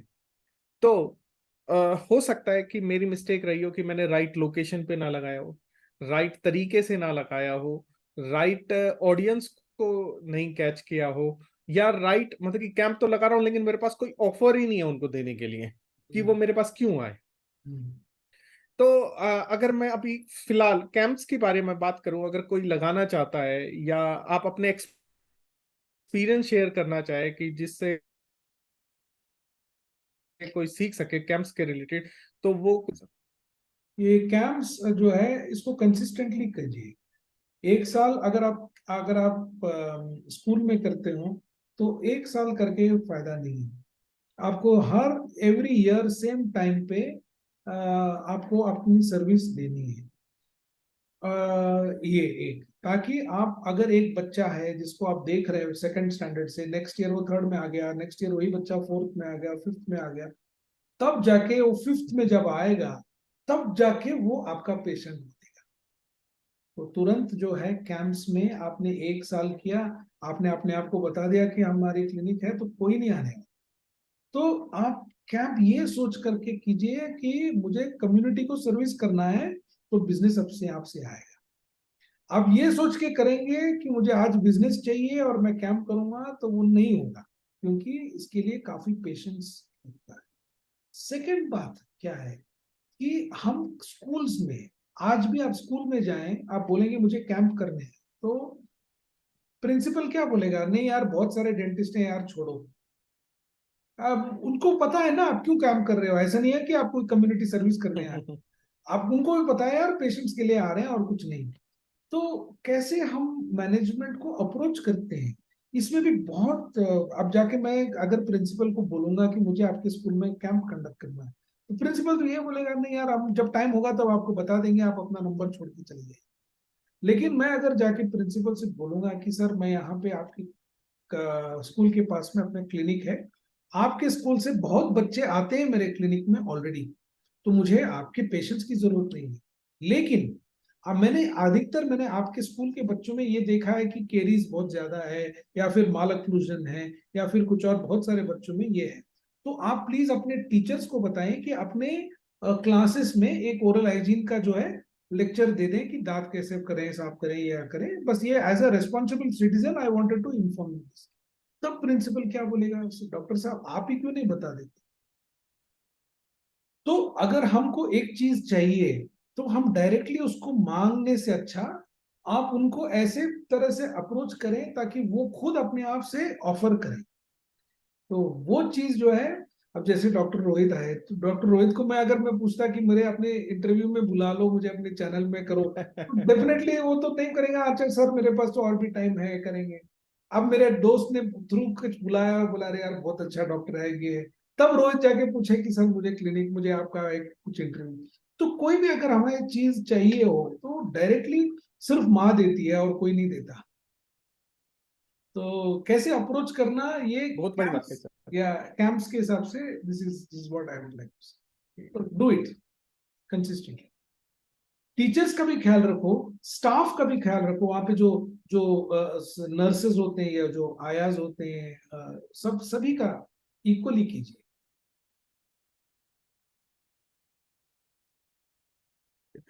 सर अगर ऑफलाइन की आप सेकंड बात करते हैं, होर्डिंग्स की या पैम्फलेट्स की, उसके बारे में सर आप कुछ अपने विचार देना चाहेंगे? हाँ हाँ हाँ। देखिए पैम्पलेट्स, मेरे क्लिनिक को कितने भी साल हुए, आज तक आज तक हर सैटरडे को 1000 पैम्फलेट जाते ही हैं इंसर्शंस के लिए। भले कितने भी पेशेंट्स आए मेरे क्लिनिक में, ये तो जाता ही जाता है। क्यों? मैं ये नहीं चाहता कि लोग वो पैम्फलेट देखे मेरे क्लिनिक में आए, और ना ही कभी हुआ है ऐसा। बहुत रेयरली ऐसा हुआ है कि पेशेंट्स जो है पैम्फलेट लेकर के आए कि मैंने आपका पैम्फलेट देखा और ये मैं क्लिनिक में आ गया। तो हम ये पैम्फलेट करते क्यों है? मैंने क्लिनिक का कलर कोड रखा है रेड एंड व्हाइट, ताकि लोगों को समझ में आए कि रेड एंड व्हाइट मतलब डेल्टा डेंटल, ऐसे मन में लगना चाहिए एक ब्रांड जैसे। तो मेरे क्लिनिक में आज भी लोग आते हैं, सर मेरा सिम कार्ड बदल देंगे, क्योंकि लोग सोचते हैं वो एयरटेल की दुकान है। वोडाफोन है। हाँ, नहीं नहीं, हाँ, बिकॉज एयरटेल का भी रेड एंड व्हाइट है ना। तो हाँ, तो यस सर। ये जो ब्रांड रिकॉल होता है ना, ये बहुत बड़ी चीज। तो लोग जब अपना पैम्फलेट देखते हैं, वो 4 सेकंड भी नहीं देखते, उसको फेंक देंगे या कुछ और उसको कहीं पे रख देंगे या फेंक देंगे, या वो न्यूज़पेपर तो ऐसे झटक के बाहर ले आते हैं, शायद नहीं भी देखे। लेकिन अगर देखें भी तो भी आपके वो क्लिनिक में नहीं आएंगे। जब पैदल चलते होंगे, आपकी क्लिनिक उनके नजर में आएगी, फिर वो रिलेट करेंगे, अच्छा ये वो पेपर में उसका आता रहता है यार पैम्फलेट, अच्छा ये है। तो जो कनेक्ट बनता है वो क्योंकि पेशेंट घर पे बैठ के न्यूज़पेपर देखता है, उसको तो विजुअली उसने देखा नहीं है। जब आपका वो क्लिनिक विजुअली देखेगा और आपका पैम्फलेट के साथ वो जोड़ेगा, और साथ में जब दांत में दर्द होगा तभी वो अंदर आएगा। तो ये 3 पॉइंट को कनेक्ट करने के लिए ये आपका क्लिनिक तो कांस्टेंट है, मार्केटिंग एक्टिविटी भी कांस्टेंट है, जब उसको दर्द हुआ तो ये तीनों ट्रायंगल जुड़ जाएंगे। तो इसके लिए हम मार्केटिंग, इसके लिए जो है पैम्फलेट इंसर्शन करना बहुत बहुत जरूरी है। लोग करते हैं और 2 महीने के बाद उसको बंद कर देते हैं, बोलते हैं सर मैंने 10,000 पैम्फलेट छपवाए सर, 20,000 छपवाए, लेकिन इसके ऊपर मुझे कोई रिजल्ट नहीं आया। और जो सच में आता भी है पेशेंट, वो ये नहीं बताएगा कि मैंने पैम्फलेट देख के आया, सर डॉक्टर साहब मैंने आपके बारे में सुना है, कहीं देखा है, ये है। वो पैम्फलेट को भूल भी जाता है, लेकिन सबकॉन्शियसली वो वहीं से स्टार्ट होता है। तो इसलिए never under estimate the importance of a pamphlet. Please give pamphlet. Sir आपकी जितनी भी अभी तक बातें हैं, और मैं भी ये फील कर चुका हूँ कि जो हमारी सबसे बड़ी मिस्टेक होती है वो होती है कंसिस्टेंसी। एंड हाँ। चाहे वो सोशल मीडिया है, चाहे वो हमारा पैम्फलेट्स है, चाहे कैंप्स है, कंसिस्टेंसी। जब पेशेंट नहीं होते तो हमें वो चीज याद आती है, और जब वो होते हैं तो हम उसको भूल जाते हैं। तो consistency is the biggest thing in in everything. मतलब कि आपने फर्स्ट आना है तो भी कंसिस्टेंसी चाहिए, आपने कोई चीज बहुत सारे पैसे कमाने हैं तो भी कंसिस्टेंसी चाहिए, एंड मार्केटिंग करनी है तो भी कंसिस्टेंसी कोई भी चाहिए। सक्सेसफुल बिजनेस तो हो, कोई भी इसमें हो, विदाउट कंसिस्टेंसी वो कैनॉट बी। भैया आप, यू नीड नॉट तो be the best dental clinic, but you be consistent in your efforts, consistent in thoughts, consistent in action. Sir मैं मेरे डिफरेंट लोग हैं। मतलब कि कई जने रूरल प्रैक्टिस कर रहे हैं, कई सब अर्बन कर रहे हैं, कोई सिटी में कर रहा है, कोई कहीं कर रहा है। तो डू यू थिंक कि एक पर्टिकुलर जैसे जो आज के टाइम में सोशल मीडिया है, वो कोई भी इनमें से निग्लेक्ट कर सकता है कि यार रूरल में सोशल मीडिया नहीं चलेगा? अकॉर्डिंग टू मी नहीं कर सकता, क्योंकि आज के टाइम में डाटा कंजप्शन बहुत है गांव में भी। अरे नहीं नहीं यार, गांव में तो बहुत ज्यादा डेटा कंजम्पशन है, बहुत ज्यादा डेटा कंजम्पशन है। लेकिन आप हर बार ना जब एजुकेटिव वीडियो ही देते हो, तो लोगों को वो फटीग हो जाता है। वो तो 10 सेकंड में, 5 सेकंड में आपका वीडियो को वो ऊपर चले भेज देंगे। तो अब हमको अपना वीडियो को फ्रेश रखने के लिए कई स्ट्रैटेजीज, उसमें थोड़ा सा ह्यूमर, उसमें थोड़ा सा क्विज, उसमें कस्टमर एंगेजमेंट, एक कॉम्पिटिशन्स, ये सारी चीजें जो है उसको अपने वीडियोस को रिफ्रेशिंग बनाने के लिए बनाना बहुत बहुत। सर आपने बिल्कुल, जब ये हमने सेशन चालू किया, आपने गोल्स की बात करी थी कि we should define our goals, और उसी के हिसाब से मार्केटिंग होनी चाहिए।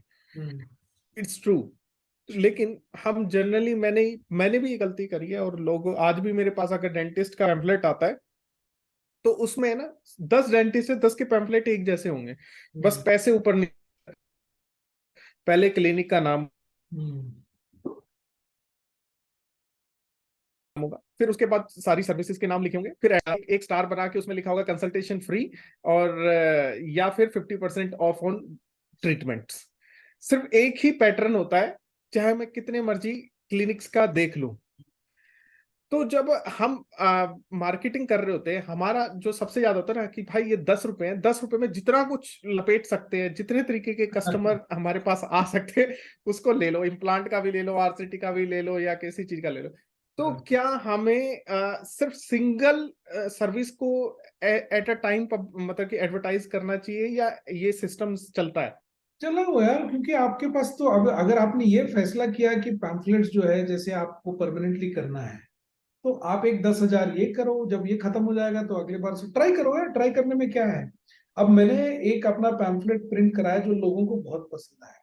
इसमें मैंने ये ओके। लिखा था कि how you can avoid going to dentist, और how to avoid spending money at dentist, और how to save money okay. In the dental office. तो उसमें मैंने 5 पॉइंट्स बताए कि हर 6 महीने में विजिट करो, ब्रशिंग करो। बोलना तो वही था, बोलना वही है कि आपने अपने जितने दांतों का साफ रखोगे उतना ये होगा। तो लेकिन ये जो बोलने का तरीका होता है कि आप डेंटिस्ट के साथ पैसे कैसे बचा सकते हो, ये करने से आपका डेंटल ट्रीटमेंट में पैसा बच जाएगा। तो ये बातें जो है उसको कैसे बोले। अब जैसे हम बोलेंगे कि ये पानी की बोतल है, 20 रुपए है, या हम बोलेंगे कि सर आप 20 रुपए दोगे तो आपको ये पानी की बोतल फ्री में मिल जाएगी। तो हम how how we are saying it makes lot of difference. तो आपका जो पैम्फलेट है उसको आप जो डिजाइन करते हो, उसमें आप एक थीम ऐसे बनाओ जाकि वो डेट जो आप कन्वे करते हो वो सेम हो, पर उसको अलग तरीके से आप प्रेजेंट करो डेटा। सर मार्केटिंग के अंदर जब मैंने नया नया सीखा, तो गूगल सोशल मीडिया पे था, गूगल पे और फेसबुक पे एडवर्टाइज करता था। 5,000 से स्टार्ट किया था, 5,000 रुपीज लगाए, 5-10,000 के पेशेंट आ गए, 10,000 लगाए, 10,000 के पेशेंट आ गए। अब मैं को है ना और कॉन्फिडेंस आ गया कि अब मैं तो मार्केटिंग का किंग है। So over here in Delhi, one of the biggest chain is Clove. तो क्लोव। ऑब्वियसली वो मार्केटिंग का किंग है, तो वो तो सोशल मीडिया पे छाया हुआ है, मेरे से टॉप किया करता था। तो मैंने क्या सोचा कि भाई मैं इस क्लोव डेंटल से पंगे लूंगा और इसको पीछे करके दिखाऊंगा मैं। तो मैंने क्रेडिट कार्ड भी मैंने मेरे पास था, मैंने उस पर गूगल एड पे क्रेडिट कार्ड कलेक्ट किया, भाई मेरे को इस क्लोव डेंटल से ऊपर आना चाहिए। तो मैंने उसको छूट दे दी, जितने मर्जी पैसे लगे, जितने कुछ लगे। मेरे को आई स्टिल रिमेम्बर 2-3 महीने में मेरा 2 लाख रुपए का बिल आ गया था।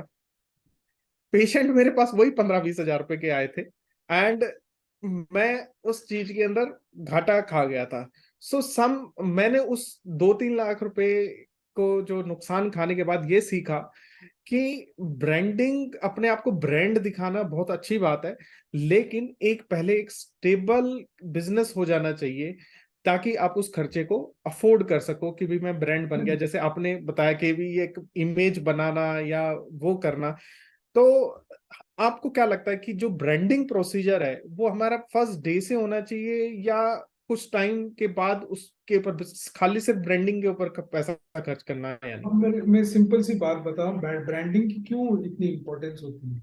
अब जैसे अगर मैंने अपना क्लिनिक का नाम डॉक्टर कृष्णराज डेंटल क्लिनिक रखा होता, तो अगर अगर बाय चांस मुझे अपना क्लिनिक को कभी बेचना पड़ा तो क्या होगा। तो लोग तो वही सोचेंगे, अरे यार जो डेंटिस्ट खरीदने आएगा ये तो सारे तेरे पेशेंट्स हैं, अगर तेरे से मैं खरीद लूंगा क्लिनिक तो मेरे नाम पे तो कोई पेशेंट्स आने नहीं है, तो मेरी बिजनेस की कोई वैल्यू नहीं रही है, क्योंकि वैल्यू जो है वो मेरे नाम पे है। तो अगर आप ब्रांड क्रिएट करते हो, तो चाहे आज कृष्णराज है कल कोई और है, वो ब्रांड के लिए जो है बिजनेस उसका चलता रहेगा। तो एक जो है ब्रांडिंग क्रिएट करने से आप अपनी एक आइडेंटिटी बनाते हो, जो आगे में जाके आपको उसको उसका बहुत बड़ा फायदा होगा।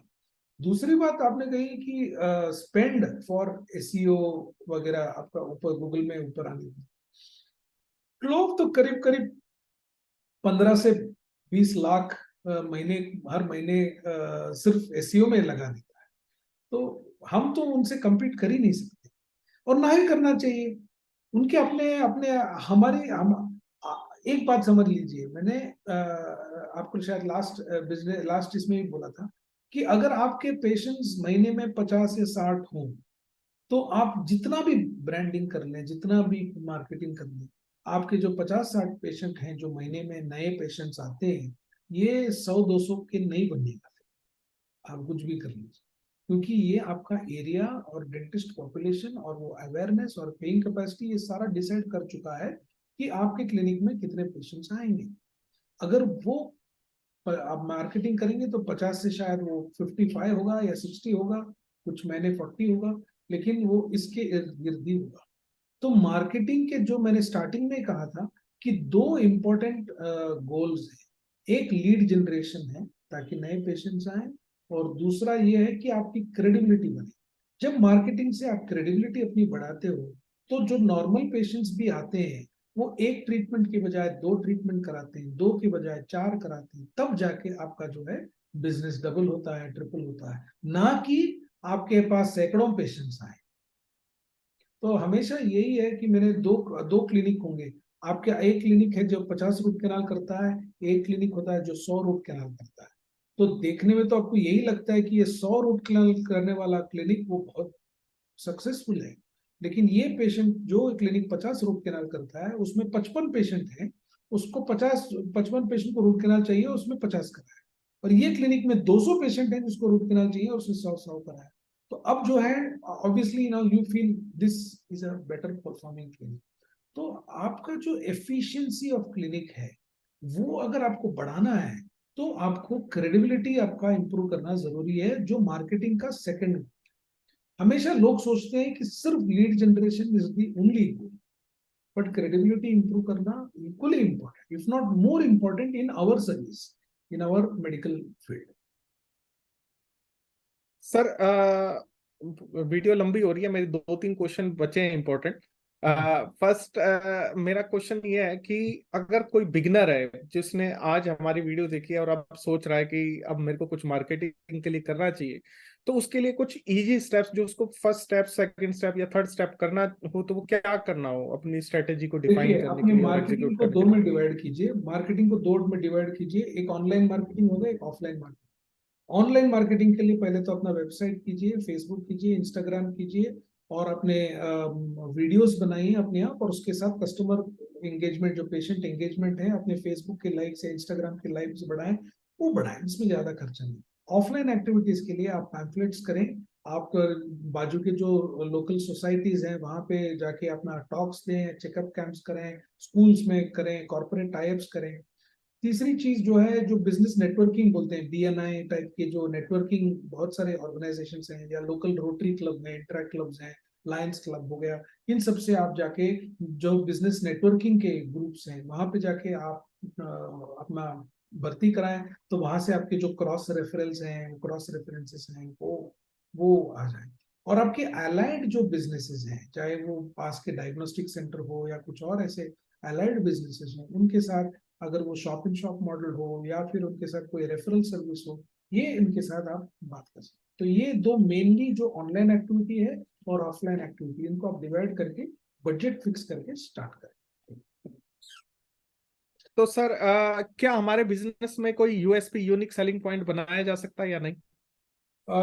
देखिए, मैंने तो आज तक मेरा एक ही यूनिक सेलिंग पॉइंट है, वो है कस्टमर सर्विस। मेरे हिसाब से कस्टमर सर्विस को हम, there is no level to which you, ये काफी है बोल ही नहीं सकते। कई सारे लेवल्स हैं। Relevant customer service, relevant customer, ऐसे नहीं है कि आप जो पेशेंट आए उनके आप मसाज भी करा दें फ्री में, ये तो कोई गलत बात। लेकिन रेलेवेंट कस्टमर सर्विस, ये बहुत बहुत जरूरी है। मतलब क्या है कि चाहे मैंने मेरा अपना पेशेंट हो, चाहे आज रूट कैनाल कराए या कुछ भी ट्रीटमेंट कराए, 10 साल के बाद भी अगर उसको कोई प्रॉब्लम हो ना, तो मैं उसका वो ट्रीटमेंट जितना कराया है, जिसका कराया है, उसका मैं रेस्पॉन्सिबिलिटी लेता हूँ। नहीं आपने मेंटेन नहीं किया ठीक से, ये आपका 3,000 गया, आपको फिर से उसका भरना पड़ेगा, 5,000 फिर से भरना पड़ेगा, ये नहीं। ये एक टाइप का कस्टमर, मैं ये नहीं कह रहा कि ये आपको करना है, ये मेरा कस्टमर सर्विस, क्योंकि मुझे लगता है, क्योंकि मैं ये चाहता हूं कि मैं अगर किसी के पास जाऊं तो मैं मेरे साथ ऐसा सलूक हो, मेरे साथ ऐसा हो, ये मेरे लिए बहुत जरूरी है। मैं जब भी रेस्टोरेंट में जाता हूँ या मूवी में जाता हूँ, किसी से मिलता हूँ, पेट्रोल पंप में भी जाता हूँ, तो मैं लोगों की कस्टमर सर्विस को चेक करता हूँ। ये मेरे लिए बहुत इंपॉर्टेंट है। तो मेरा यूनिक सेलिंग पॉइंट मैंने अपना कस्टमर सर्विस बनाया। आप जिस चीज में अच्छे हो उसको आप अपना यूएसपी बनाएं। सर नेक्स्ट क्वेश्चन ये है, ये क्वेश्चन मेरा अराइज हुआ था एक बार, मेरी एक डॉक्टर से बात हो रही थी, ही वाज प्रैक्टिसिंग इन राजस्थान। तो वो कहते कि भाई वो एक टाइम पे अपना किंग था अपने एरिया के अंदर, सपोज एबीसी एरिया, वो उसमें किंग थे, सबसे ज्यादा पेशेंट उन्हीं के पास आते थे, खूब पैसा कमाते थे। एंड 2 ईयर बिफोर एक नया न्यू कमर ने एंट्री ली and he was very aggressive in marketing. तो उसने क्या लिखा, एबीसी एरिया का नंबर 1 डेंटिस्ट, एबीसी एरिया का नंबर 1 डेंटिस्ट, नंबर 1 इम्प्लांटोलॉजिस्ट, ऐसे करके उसने एडवर्टाइजिंग करी। तो उस हुआ क्या कि उसके पेशेंट्स काफी ज्यादा उस दूसरे वाले के पास शिफ्ट हो गए। तो हम जब हम प्रैक्टिस करते हैं तो कई बार हम एक अच्छा लेवल भी अचीव कर लेते हैं, और उसके बाद हम है ना अपने आप को अपग्रेड करना छोड़ देते हैं, चाहे वो अपना क्लिनिक अपग्रेड हो, चाहे अपनी स्किल्स अपग्रेड हो, चाहे वो किसी चीज में भी अपग्रेड नहीं हो, और वो जो दूसरा एंट्री ली, चाहे उसने क्लिनिक बड़ा बनाया, एडवर्टाइजिंग ज्यादा करी या कुछ भी करा, तो उसने वो मार्केट हमसे छीन ली। तो क्या एक डेंटिस्ट्री में ब्लू ओशन बनाया जा सकता है कि उस कंपटीशन, आने वाले कंपटीशन से हम अनअफेक्टेड रहें? ये अगेन मेरे साथ भी यही हुआ कस्टमर था। सर्विस। हमने जब क्लिनिक खोला तो सामने थोड़े दिन बाद क्लाउड डेंटल खुल गया, इधर अपोलो डेंटल खुल गया, इधर सबका डेंटिस्ट खुल गया। क्योंकि जब मैंने खोला तब ये सब कुछ नहीं था। और फिर मेरा बिजनेस देख करके इन लोगों ने सोचा कि चलो ये एरिया अच्छा है, तो ये लोग लगा देते हैं। आज मैं टिका हूँ, वो तो बंद हो गया, मैं सबका डेंटिस्ट बंद हो गया, तो क्लाउड डेंटल चल रहा है। सबका अपना अपना बिजनेस है यार। हम वो अगर हम अपना बिजनेस किसी और के सक्सेस या फेलियर से नाप तोल करें तो इसमें क्या मतलब रहेगा। हमें अपनी अपना जो बिजनेस है वो हमारे।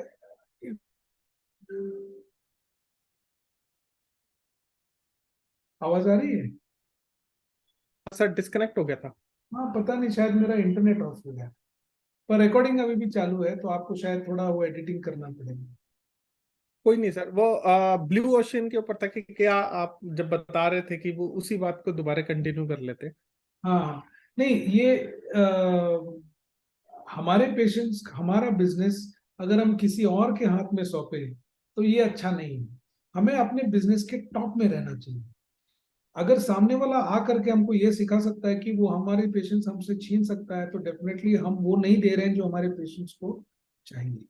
तो अम, जाहिर है कोई नए पेशेंट, नया क्लिनिक खुलेगा, वो तो कोई डिस्काउंट देगा, वो कोई नया फ्री क्लीनिंग वगैरह जो भी है वो करेगा। लेकिन हमारे जो पेशेंट्स हैं वो हमारे लिए आते हैं ना, ना कि हमारे प्राइस के लिए। तो अगर वो हमारे पेशेंट्स हमारे लिए नहीं आए तो वो कभी हमारे थे ही नहीं। तो हम जो सोचते रहे इतने दिन वो गलत बात।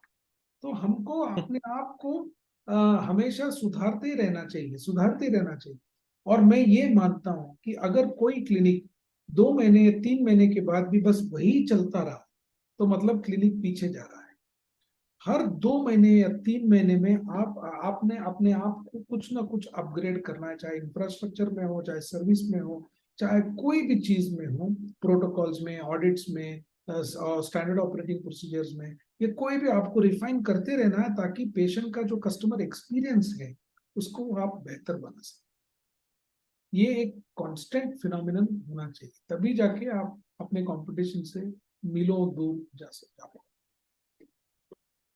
एंड सर आज का मेरा लास्ट क्वेश्चन ये है, वो क्वेश्चन का आंसर तो पूरी किताब लिखी जा सकती है, तो या तो किताब का नाम बता दीजिएगा, या ये कह दीजिएगा कि मेरे पास सीखने आ जाओ।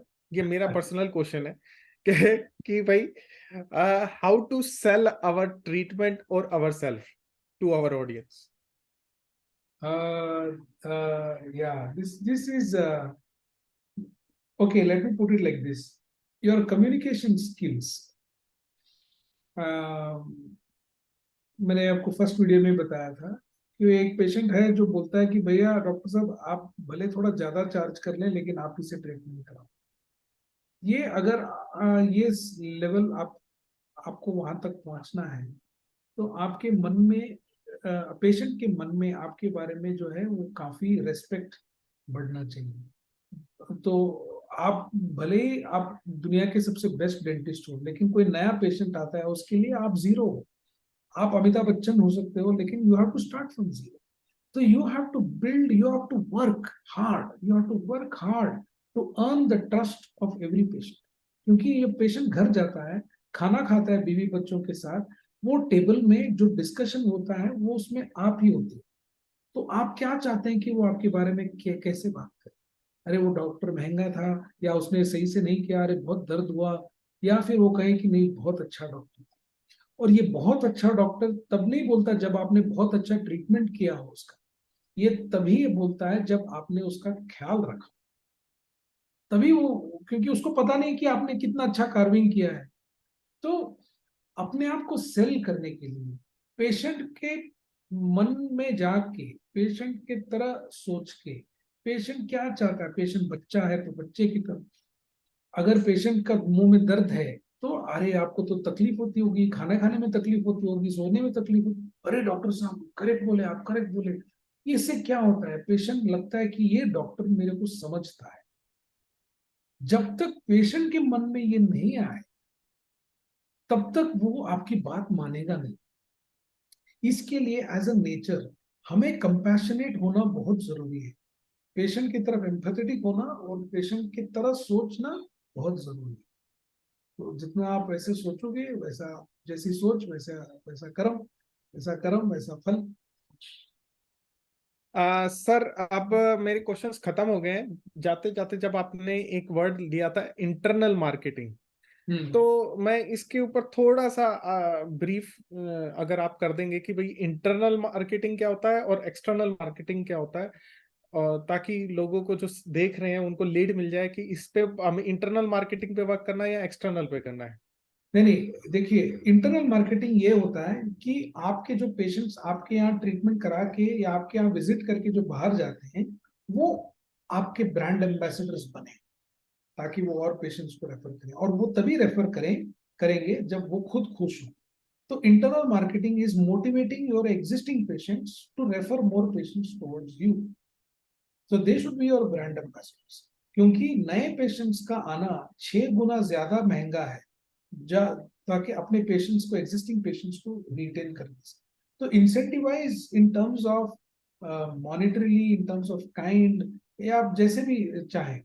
तो इंटरनल मार्केटिंग मेरे हिसाब से बहुत बहुत, क्योंकि आज स्पेशली हाई एंड के जो केसेस हैं, इम्प्लांट वगैरह के केसेस जो होते हैं, मेजर सर्जरीज के, पेशेंट रेफरल से अधिकतर आता है। क्योंकि अरे यार दर्द तो नहीं हुआ ज्यादा, अरे नहीं यार वो डॉक्टर बहुत अच्छा दिखता है, तो तू मेरी बात मान, तू मान जा। तो ये अपना जो पेशेंट है वो अपने बारे में कब ऐसे बताएगा, जब वो, तो उसके लिए उसको इंटरनल मार्केटिंग एक एक सेपरेट अप्रोच है कि अपने एग्जिस्टिंग पेशेंट्स को डिलाइट करो, सेटिस्फाई नहीं, उनको डिलाइट करो। तब जाके वो अपना मार्केटिंग अपने दोस्तों के साथ करे, इसी को इंटरनल मार्केटिंग कहते हैं। इसके कई सारे मेथड्स हैं, ताकि हम उसको चाहे तो एक और दिन इसके बारे में बात कर सकते हैं। बहुत बहुत ways of engaging your old patients to come back to you. इसके सब्सक्रिप्शन मॉडल्स वो होते सर हैं। बात करेंगे। हाँ है उसका एक 7 पिलर में से कस्टमर सर्विस। ठीक है, ठीक। एंड सर मेरे ख्याल से जो आप कहना चाह रहे हैं मैं ये समझाऊं कि जैसे एक मॉल में हम शॉपिंग करने जाते हैं, वो हमें रिवॉर्ड्स पॉइंट दे देता है ताकि हम दोबारा से आए उस रिवॉर्ड्स पॉइंट्स को रिडीम करने के लिए। Correct correct. या जब मेरा फर्स्ट बेबी होने वाला था तो उन्होंने लाइफ स्टाइल वालों ने मेरे को क्या ऑफर किया था, जो मेरे फ्रेंड ने ही मेरे को रेफर किया था कि भाई तू लाइफ स्टाइल से अगर अपने स्टेम सेल प्रिजर्वेशन कराएगा तो मेरे को भी 2,000 रुपये मिलेंगे, तेरे को भी 2,000 रुपये मिलेंगे। तो that's is called internal marketing I think, and we should do to our patients also. And sir external marketing मेरे ख्याल से उसी को कहते होंगे जो हम करते हैं। हाँ हाँ, यस ठीक है सर। सर आज की भी वीडियो वैसे काफी लंबी हो गई and quite interactive. Thank you. बात तो मैं शायद पूरी रात कर सकता हूँ इस टॉपिक पे, लेकिन कोई सुनेगा नहीं जो देख रहा है। तो तो चलते हैं सर, फिर thank you. Next next topic के ऊपर मिलेंगे। और मैं अपने क्वेश्चंस रेडी रखूंगा कि हम नेक्स्ट जो हमारी टॉपिक होने वाला है वो होने वाला है पीपल को लेके, यानी हमारा स्टाफ कैसा होना चाहिए, उसको ट्रेन कैसे करना चाहिए, और बाकी पूछ लेंगे। तो thank you audience, and thank you आप सबके लिए इतनी लंबी वीडियो देखने के लिए। एंड सब्सक्राइब करना ना भूलिए, और सर के चैनल को भी सब्सक्राइब करना है, एंड सर को अप्रोच कराइए इंस्टाग्राम पे। Thank you. Thank thank you. You sir.